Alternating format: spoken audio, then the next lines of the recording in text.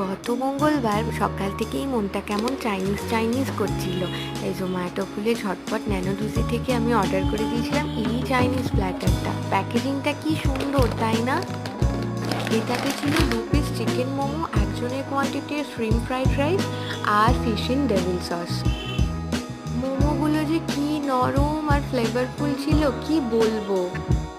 তবে এদের রাইসের কোয়ান্টিটিটা প্রাইস অনুযায়ী আমাকে একটু হার্ট করেছে, কিন্তু সত্যি বলতে এর টেস্টটা এত সুন্দর ছিল, আমি সব দুঃখ টুক্ষ ভুলেই গেছিলাম। সব কিছুর মাঝে আমি একটা ব্লান্ডার করে ফেলেছি, সেটা এই ডেভিল সসের গ্রেভিটা নিয়ে। খেতে ভালো ছিল নিঃসন্দেহে, তবে এত ঝাল, আমার তো চোখের জল নাকের জলে অবস্থা। তোমরা যারা ঝাল খেতে পারো না তারা অন্য কোনো সসের গ্রেভি ট্রাই করতে পারো, এটা কিন্তু ভুলেও নয়।